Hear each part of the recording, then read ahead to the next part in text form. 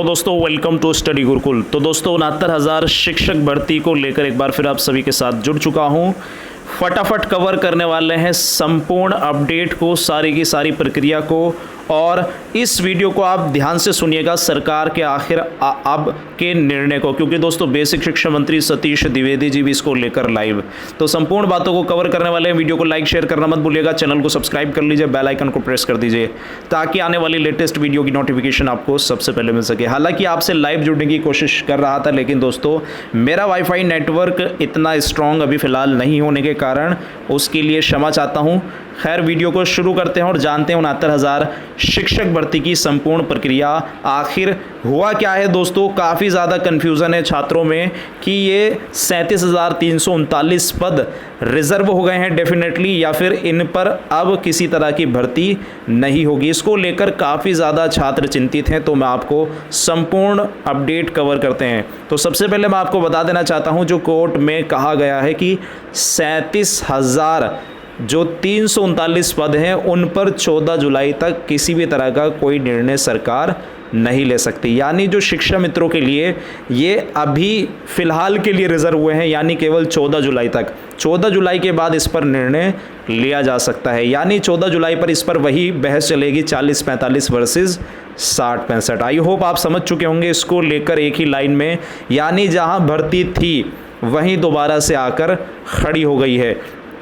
अब ऐसे में सरकार को यह भी कहा गया है कि सरकार जो है क्या कर सकती है, जो शेष पद हैं, शेष कितने पद हैं अब आप समझिए थोड़ा सा। शेष मात्र अब इसमें लगभग 30,500 पद बचेंगे, क्योंकि आप खुद लगा लीजिए, कैलकुलेशन कीजिएगा, क्योंकि 67,867 लोगों का रिज़ल्ट आया था, जिसमें 37,339 पद अगर निकाल दें तो लगभग इतने ही बचेंगे। ठीक है, तो 30,500 पदों में से अब आप समझिए इसमें पहले ही 30,500 पदों में से 8,018 पहले से ही शिक्षा मित्र पास हैं।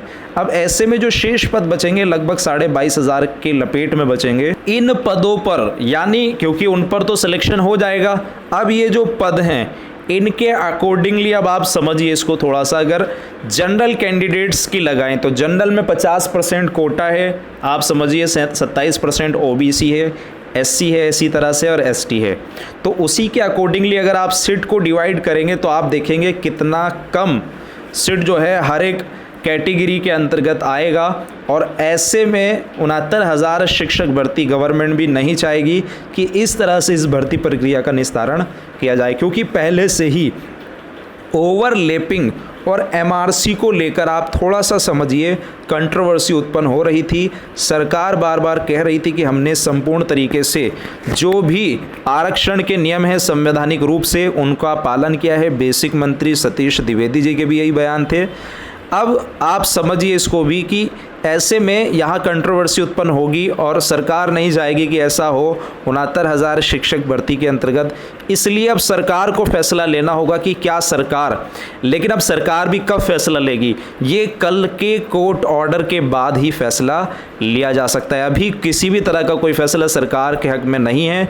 सरकार के हक में अगर कल को फैसला आ सकता है, अगर आएगा, या फिर उत्तर कुंजी वालों के हक में फैसला आएगा, तब दोस्तों दोनों कंडीशन अलग अलग बैठेगी। तो आई होप कल तक इस संपूर्ण भर्ती प्रक्रिया में किसी तरह के वाद पर पहुंचना सरकार के लिए नामुमकिन रहेगा। सरकार इस पर अभी कोई भी एक्शन नहीं ले सकती और अभी कोर्ट ऑर्डर की कॉपी भी नहीं आई है। ऐसे में सरकार पहले तो इस कोर्ट ऑर्डर को संपूर्ण तरीके से न्याय विभाग के पास आएगा और उसके बाद उसका विश्लेषण होगा। विश्लेषण के बाद ही सरकार किसी अंतिम फैसले पर पहुंच सकेगी। तो कल तक तो दोस्तों इस पर निर्णय नहीं निकलेगा, लेकिन अगर सरकार के निर्णय जो है भर्ती प्रक्रिया को संचालित करने के हुए कोर्ट ऑर्डर आने के बाद अगर नहीं हुए तो दोस्तों फिर यूजीसी की रिपोर्ट का इंतज़ार करना होगा। लेकिन अभी फ़िलहाल छात्र कह रहे हैं कि हम ये नंबर बढ़वा के क्या करेंगे, यानी जो अब ये छात्र भी चिंतित हो चले हैं। जो 1 से 2 प्रश्नों से रह गए थे दोस्तों, अब उनको भी फर्क पड़ने वाला है इस संपूर्ण भर्ती प्रक्रिया में, क्योंकि अब उनका गुणांक इतना ज़्यादा नहीं होगा और यहाँ हाई गुणांक वालों का ही सिलेक्शन होगा अगर सरकार निर्णय लेती है कोर्ट ऑर्डर आने के बाद, अगर सरकार के पक्ष में ऑर्डर आता है तभी। लेकिन अभी इसको लेकर भी किसी तरह की दोस्तों क्लियरिटी नहीं है। वहीं अगर बात करें, आई होप आप समझ गए होंगे, संपूर्ण फैसला जो है कल ही निर्भर करेगा और कोर्ट ऑर्डर आने के बाद ही सारी चीज़ें स्पष्ट हो चलेंगी। अगर 2015 बीटीसी की बात की जाए तो आहर्ता दोस्तों तिथि केस लगाया हुआ था, उस केस को खारिज कर दिया गया है। कल ही आपको बता दिया था कि इस केस में दोस्तों 2015 बीटीसी बाहर नहीं होगा और इस संपूर्ण प्रकरण को दोस्तों खारिज कर दिया गया है। ऐसे में अब 69,000 शिक्षक भर्ती में दोस्तों छात्रों में असंतोष की स्थिति उत्पन्न है और छात्र बहुत ज़्यादा चिंतित और परेशान हैं कि आखिर इस संपूर्ण प्रकरण में क्या होगा, क्योंकि दोस्तों जहां एक और पहले से इस भर्ती पर धांधली के आरोप प्रत्यारोप लगातार लगते रहे हैं और फर्जीवाड़ों को लेकर भी दोस्तों लगातार इस पर आप देख ही रहे होंगे किस कदर बवाल मचा हुआ है और एक से एक दोस्तों खुलासे हो रहे हैं, जिसमें दोस्तों हर एक जो है इसमें कैंडिडेट जो है वो इस तरह की मांग पहले से ही करता रहा है कि इस पर सीबीआई जांच हो, क्योंकि जो लोकल पुलिस है या फिर एसटीएफ है उनसे जांच ना कराकर डायरेक्टली इस भर्ती प्रक्रिया में सीबीआई जांच कराकर जितने भी ये फर्जी टॉपर्स हैं इनको बाहर किया जाए। ऐसे में अब ये भी बाहर होना तय है, तो जो चयन सूची है उसका दोस्तों प्रभावित होना लाजमी है। अब आप समझ चुके होंगे कि यहाँ जो चयन सूची है वो भी बदली जाएगी संपूर्ण तरीके से और उसको बदलने के बाद ही दोस्तों इस संपूर्ण भर्ती प्रक्रिया पर सरकार कोर्ट ऑर्डर आने के बाद ही निर्णय ले सकेगी। बेसिक शिक्षा मंत्री सतीश द्विवेदी जी इसको लेकर लाइव भी आने वाले हैं। 2 बजे का समय है जो दोस्तों अब कोर्ट ऑर्डर की भी बात होगी, सुप्रीम कोर्ट द्वारा दिए गए निर्णय की भी बात होगी, तो इसमें कहीं ना कहीं आप देखेंगे कि सरकार के द्वारा क्या फैसला लिया जाता है या क्या बयान दिया जाता है बेसिक शिक्षा मंत्री सतीश द्विवेदी जी के द्वारा भी। और शेष पदों पर दोस्तों काउंसलिंग का हालांकि अधिकार दे दिया है, लेकिन ये अधिकार भी दोस्तों डबल बेंच में अभी आप समझ सकते हैं अटका हुआ है, तो सरकार के हाथ जो हैं अभी डबल बेंच में बंधे हुए हैं। डबल बेंच का कल तक जब तक दोस्तों कोर्ट निर्णय नहीं आता तब तक इस प्रकरण पर किसी भी तरह के कुछ भी चीज़ नहीं कही जा सकती। और गुणांक दोस्तों हाई, कम सीट, काउंसलिंग नियुक्ति, संपूर्ण प्रक्रिया जो है गवर्नमेंट के जो दोस्तों फैसलों पर निर्भर करने वाली है, तो देखना होगा।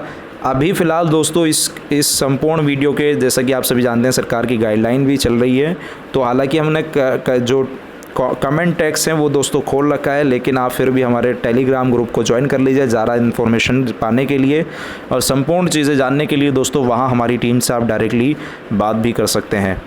संपूर्ण फैसला जो है दोस्तों अभी फ़िलहाल 14 जुलाई तक रिजर्व किए गए हैं और 14 जुलाई के बाद ही इस पर संपूर्ण निर्णय आएगा। वो सब चीज़ें दोस्तों बाद की हैं डिस्कस करने की, लेकिन कल भी देखना होगा कि क्या होता है और सरकार इस पर क्या विशेष निर्णय लेती है। बेसिक शिक्षा मंत्री सतीश द्विवेदी जी भी इसको लेकर लाइव आएंगे, वो भी आप सभी को दिखा दिया जाएगा। तो आई होप आप समझ चुके होंगे कि 69,000 शिक्षक भर्ती में आगे की परिस्थितियाँ किस तरह से होने वाली है, लेकिन अभी फ़िलहाल की कंडीशन के अकॉर्डिंगली मैं आप सभी से अनुरोध करना चाहूँगा कि आप स्ट्रेस फ्री रहिए और किसी भी तरह से कोई भी विशेष कदम ना उठाएं जो आपकी ज़िंदगी के लिए घातक हो सकता है। तो ऐसे में आप सभी से हम्बल रिक्वेस्ट है कि आप अभी फ़िलहाल दोस्तों चिंतित और परेशान ना हुई हैं, क्योंकि यहाँ अभी सरकार संपूर्ण तरीके से देखेगी इस भर्ती प्रक्रिया को कि, और वहीं बेसिक शिक्षा मंत्री सतीश द्विवेदी जी भी इसको लेकर आज स्पष्टीकरण देंगे। देखते हैं क्या होने वाला है, उत्तर कुंजी बढ़ने पर या फिर दोस्तों कोर्ट स्टे हटने पर या फिर दोस्तों 40, 45, 60। वैसे ये मुद्दा जो है 40, 45 वर्सेस 60, 65 का ही है, जो दोस्तों सुप्रीम कोर्ट में ही स्पष्ट रूप से सॉल्यूशन इसका मिल सकेगा और दोस्तों इसके बाद ही किसी तरह के किसी निर्णय पर आप सभी को देखने को मिल सकता है। तो देखते हैं दोस्तों क्या आगे की परिस्थितियां इस भर्ती के अंतर्गत होने वाली हैं।